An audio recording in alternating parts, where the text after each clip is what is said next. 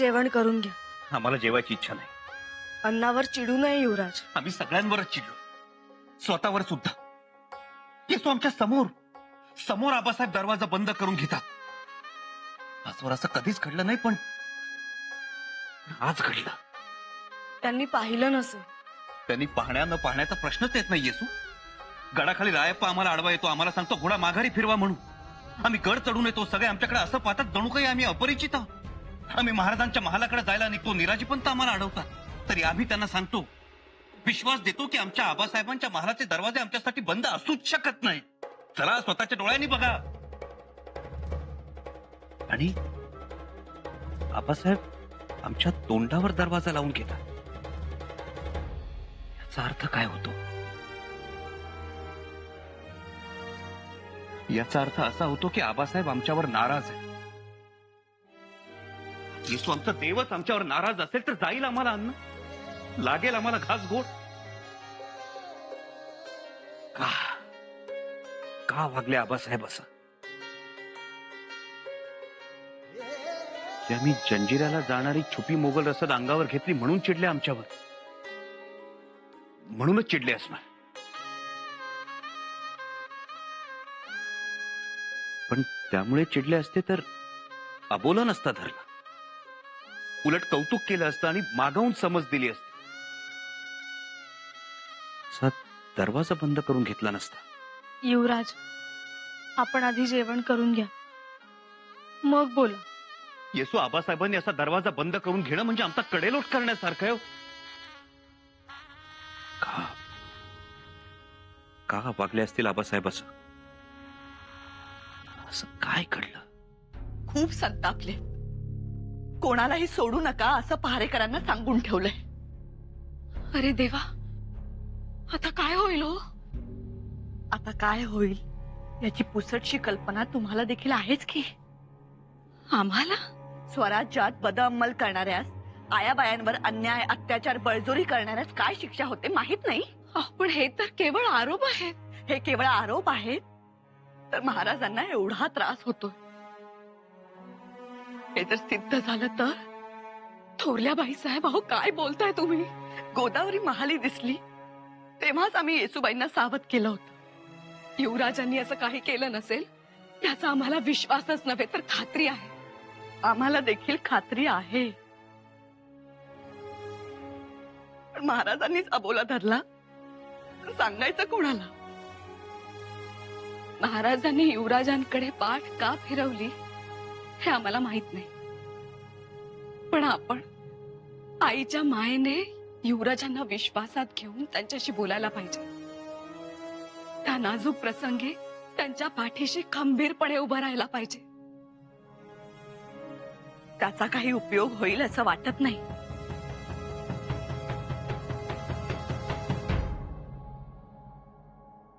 येसू आमच्या पाठीमागे गडावर काय घडलंय? गडावर काही घडलं नाही युवराज. तुम्ही जेवण करून घ्या, मग आपण बोलत बसू. येसू नक्कीच काहीतरी असं घडलंय ज्यामुळे आबासाहेब चिडले. येसू सांगा, आमचा अंत नका बघू. युवराज, जेवण करून घ्या ना. आम्हाला कारण कळल्याशिवाय आम्ही जेवणार नाही.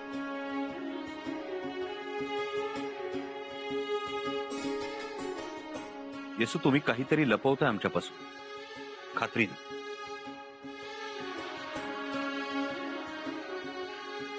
कोणी सांगितलं? तुमच्या डोळ्यांनी. तुम्ही लाख लपवाल पण तुमचे डोळे लपवू शकत नाही. युवराज, तुम्ही जेवण करून घ्या ना. जेवलो नाही तर आम्ही मरत नाही येसू, पण आबासाहेबांच्या नाराजीचं कारण कळलं नाही तर मात्र आम्ही सांगतो आम्ही, पण त्याआधी तुम्ही घास घ्या. ठीक आहे, बोला. युवराज, पंतांच्या घरावर हल्ला करून तुम्ही गोदावरीला पळवून नेलं असा आरोप केलाय केदारजींनी आबासाहेबांसोबत, आणि सोबत अनाजी पंतही होते. आम्ही गोदावरीला पळवून नेलं?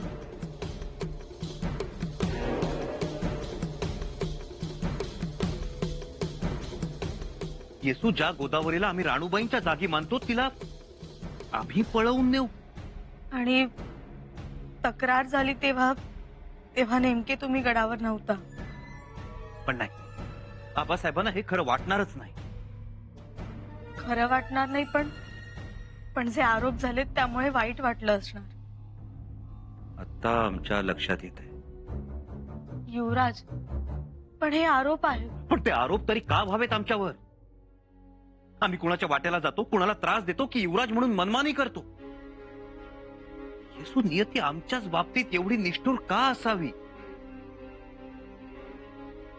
आम्ही शूर आबांचे शूर छावे आहोत असं म्हणतो, त्यांच्यासारखं वागू पाहतो, करू पाहतो, तरी सुद्धा आमच्यावरच आरोप का व्हावे?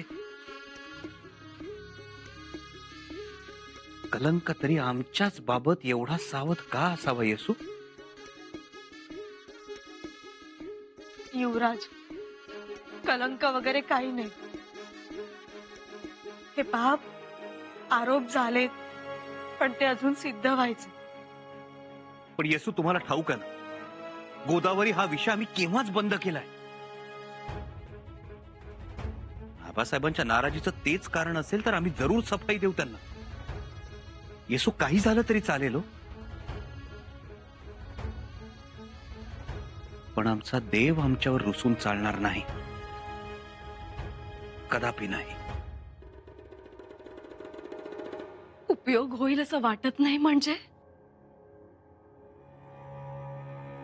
करावंसं खूप वाटतं हो आम्हाला,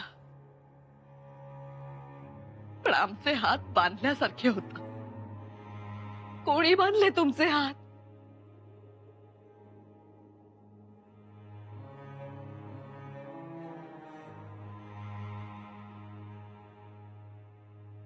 सावत्रपणाने. थोरल्या बाईसाहेब, अहो काय हे? शंभूराजे हे आपलं मूल आपलंच आहे, पण आपण आपल्याच जसं हक्काने मारतो, चुकलो तर कान धरतो, तसं इथे करू शकतो का? आपण चांगलं करायला जावं, लागला सावत्रपणाचा बोल. म्हणून थोडा विचार करावा लागतो, एवढंच.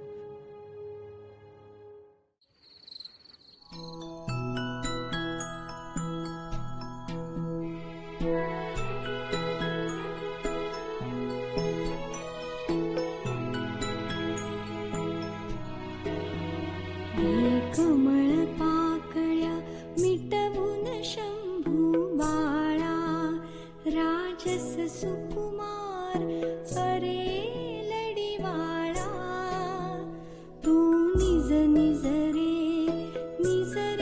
माझ्या बाळा, तू निज निज रे माझ्या बाळा.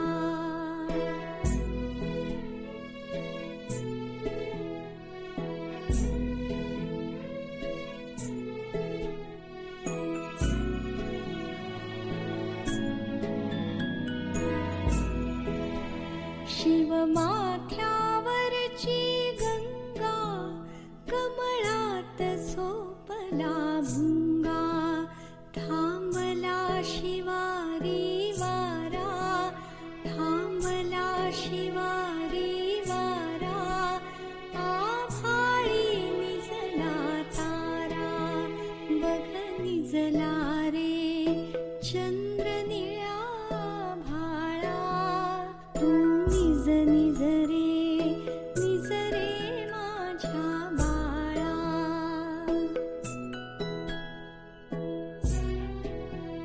तू मिटून घे रे नेत्र, बघ कितीही झाली रात्र, पंखात तुला मी घेते, गहिवरली ममता देते.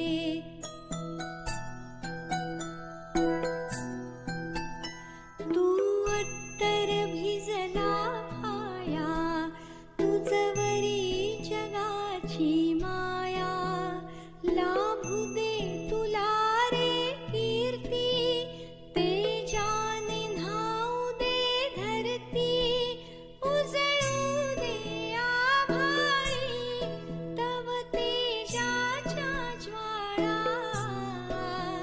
तू निज निज रे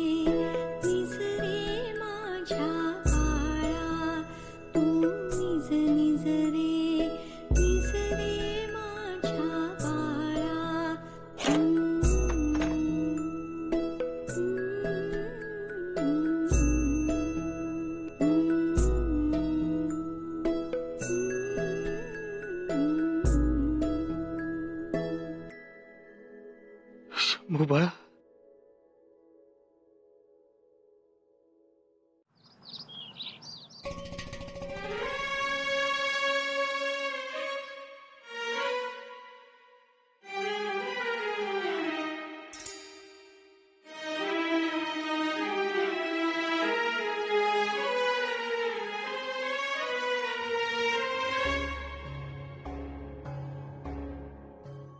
महाराज माफी असावी.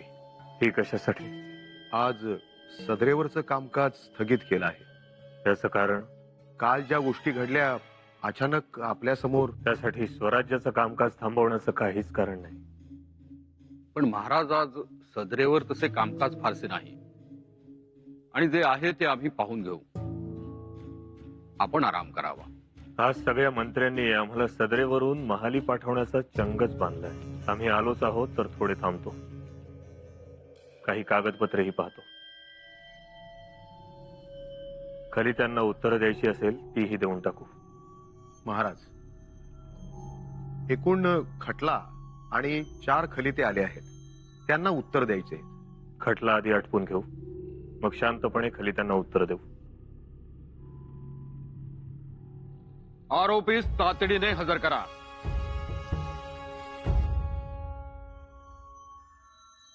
त्यांचा अपराध? महाराज, हा रामाजी गावातल्या स्त्रीशी बदअम्मल करून 7 वर्षे फरार होता. आपल्या पथकाला याचा सुगावा लागला आणि यास धाड टाकून पकडला. आता आमच्या लक्षात आलं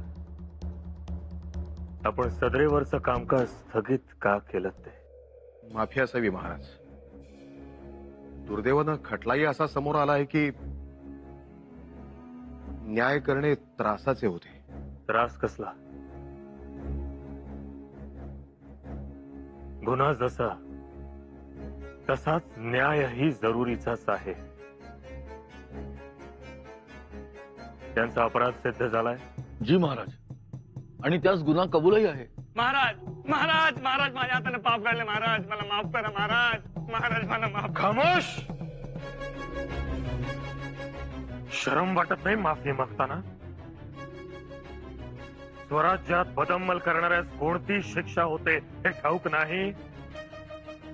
विराजी पंत, जी, या अधमास आजच्या आज तोफेच्या तोंडी द्या. घेऊन जायला. महाराज महाराज माफ करा मला. महाराज महाराज महाराज मला माफ करा. महाराज महाराज. हुकमाची अंमलबजावणी व्हावी आणि शिक्षा दिलेल्या हुकमावर कुलमुख्तियार युवराज्ञींचा शिक्का घेण्यासाठी कागद पाठवून द्यावा. काल आमची भेट झालीच नाही म्हणून सकाळीच महालाकडे जायला निघालो. परंतु महाराज सकाळीच बागेत निघून गेले होते आणि नंतर समजलं ते सदरेवर बसलेत. पण रात्रभर आम्हाला झोप नाही. युवराजही तळमळत होते रात्रभर. तेच ना, सांगायचं कोणाला आणि बोलायचं कोणाशी. शंभूराजांना कल्पना दिलीत? जी, पण मातोश्री, झाल्या आरोपाचं त्यांना वाईट वाटलंच आहे. त्याहूनही जास्त आबासाहेब त्यांच्याशी बोलले नाहीत याचं वाईट वाटलं. एकदा भेटायला पाहिजे होतं आबासाहेबांनी. युवराज्ञी, नीराजी पंत आत येण्याची इजाजत मागताय. इजाजत आहे, बोलवा त्यांना.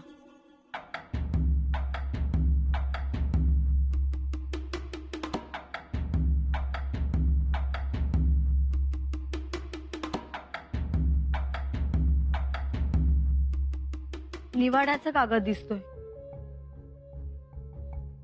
कसला निवाडा झालाय?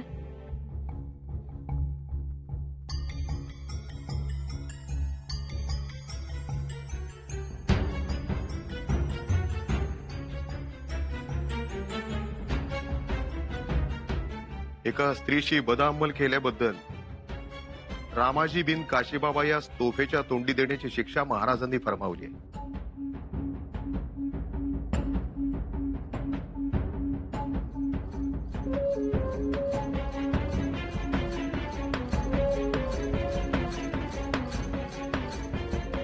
गुणमुक्त्यार म्हणून शिक्का उठवावा लागेल.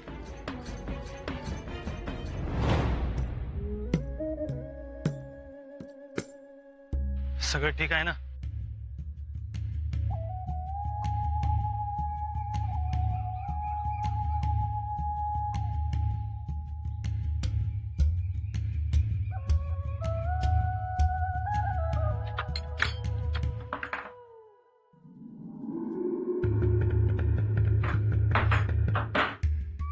सोडा मला, मला जाऊ द्या. गुमान, का करताय तुम्ही हे सगळं? कुणाच्या सांगण्यावरून? जाऊ द्या मला.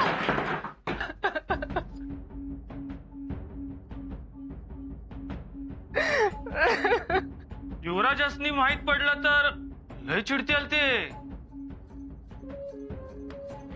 युवराज, खोटं बोलताय तुम्ही. युवराज असं नाही करणार. युवराज असं कधीही करणार नाही. नाही करणार. नशीब आमचं, आमच्यासाठी महालाचा दरवाजा उघडा आहे ते. राणी साहेब, काय बोलतात आपण? काय चुकीचं बोललो आम्ही? परंतु काल आम्हाला फार फार वाईट वाटलं. पुतळा राणी साहेब, एवढं धावत पळत आलं होतं पोर. कधी एकदा तुम्हाला भेटेन, तुमच्याशी बोलेन असं झालं होतं त्यांना, आणि तुम्ही त्याच्या तोंडावर दरवाजा बंद केला. पुतळा,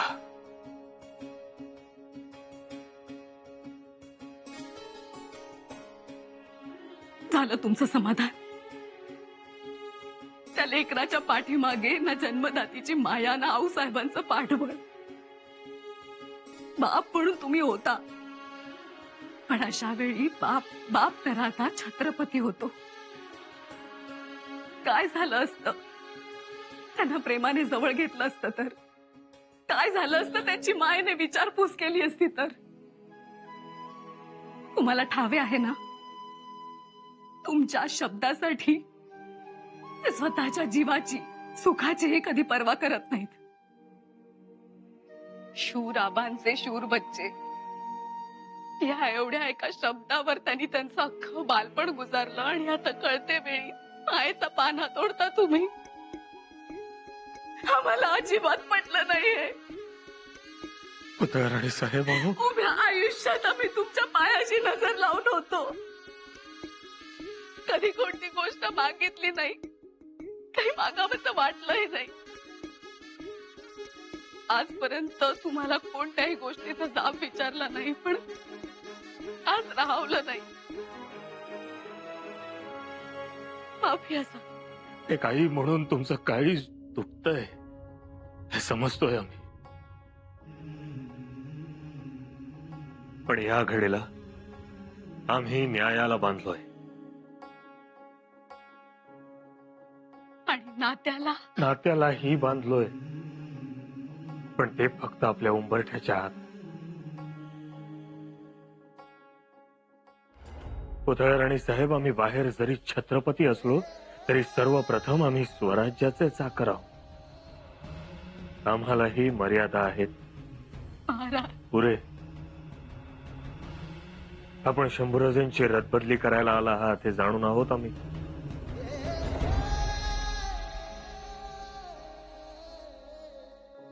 बिलकुल नाही, पण तुम्ही त्यांच्याशी बोलावं. खरं खोटं तुम्ही ठरवा. अजूनही वेळ गेली नाही. आपण बोला. काल रात्रभर शंभूराजे झोपले नाहीत. तुम्हाला भेटण्यासाठी तळमळत होते. खरंच भेटा महाराज. आम्ही हात जोडतो तुमच्या पुढे. आमच्या लेकराशी बोला. रयतेचे जे आरोप असतात त्याची सफाई महालात दिली जात नाही. म्हणजे आपण योग्य वेळ येताच त्यांना आम्ही संधी देऊ.